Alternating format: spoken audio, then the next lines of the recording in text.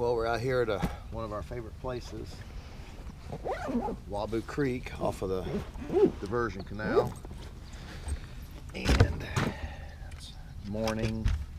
Not really early morning. It's 8:30. Cool. This time of the year, I mean, it's in the 50s right now.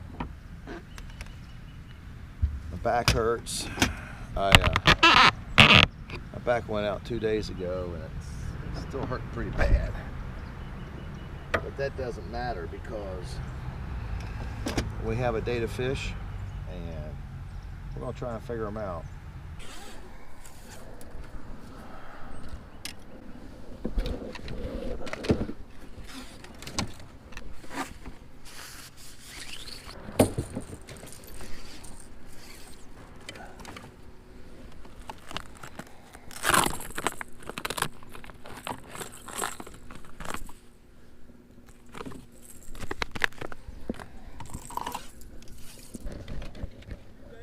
I'm David.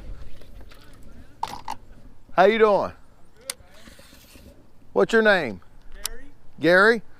Yeah.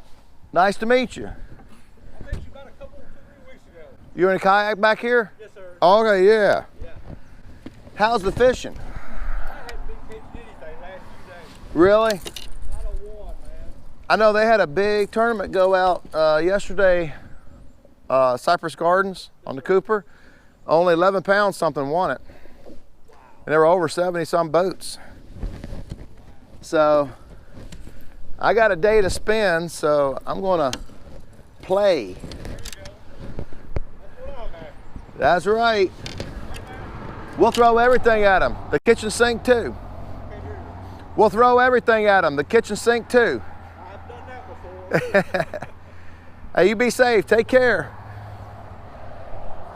All right, boys and girls, so, my back hurts. So the water is moving pretty quick. I'm not sure how many miles an hour. I'll try to figure that out later. We're right below Moultrie Dam here. They're moving some water. Tide's still coming in way on down there. This is where we rescued that bird. Somebody must have taken the rope down. Good. Let's see how good the spot lock works. Press the button, it connects, and I want to say we're just a little bit down from that tree right there. Let's see how good it keeps us here. And while we do that, I'm going to tell you a little bit about some observations I've had with the Panoptics. Number one, when you think your bait is on the water and you're not really paying attention to it too much, it's probably not. Whether it's a jig or a shaky head, I mean, when you're fishing a lure, you need to be really focused on it, because I've noticed that when I'm working it and I'm not paying attention, it's off the bottom. And when you're changing between a 1/4 ounce and an 1/8, things like that, you need to be very aware of that. That's holding us pretty good here. This would be great for schooling next year. Because if you remember, my older trolling motor couldn't keep up hardly. I had a full blast and we were still drifting a little bit. The other thing I've noticed is there's a lot more fish that I can see in the river than the lake. Now it's winter time, different time of the year, obviously.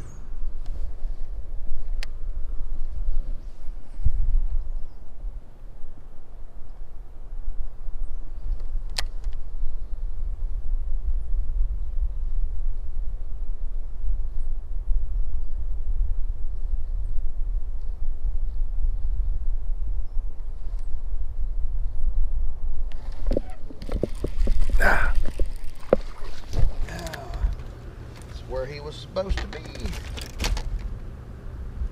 on the downhill side of the current. Woo, woo, we almost had a hook in my hand, but it was a little one.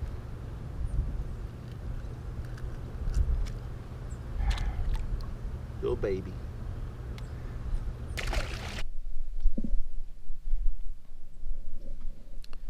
Fish looking at it. He's following it.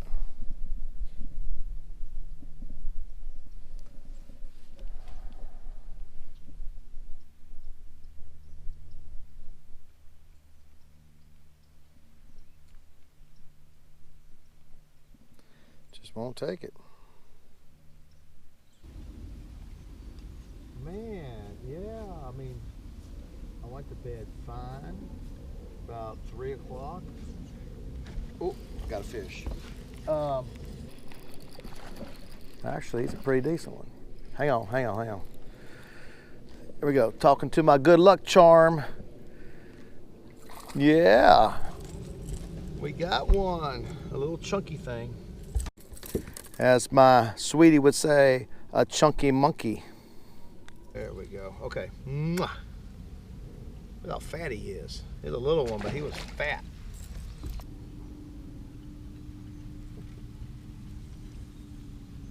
Oh my goodness. We got sushi for supper.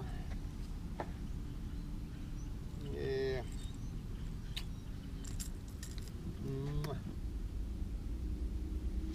Got him.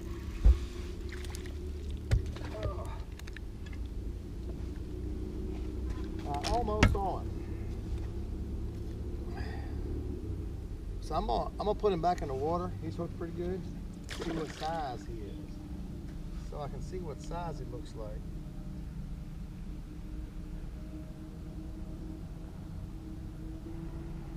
There he is.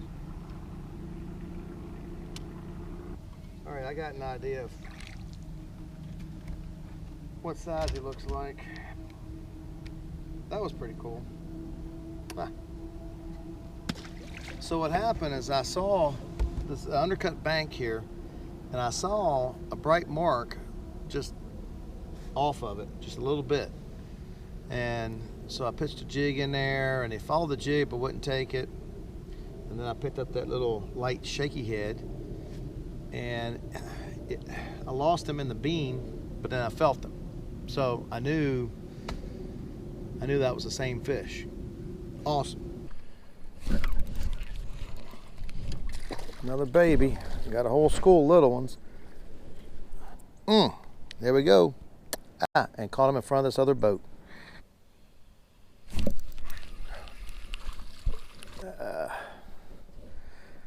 Another dinky dink. So here I'm pulling into the dock. It's close to dark, and I noticed a young man. He's got the boat on the trailer, and the motor's trimmed all the way down, and looks like a bad deal. So what happened? The trim get stuck? Yes, sir. Oh man.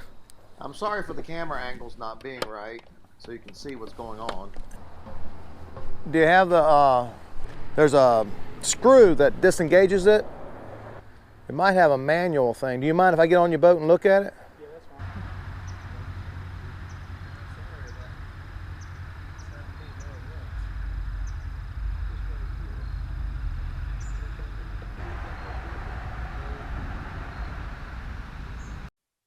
For some reason, the volume on my mic wasn't working, and of course it's too dark to really see anything anyway, so I'll tell you what happened here.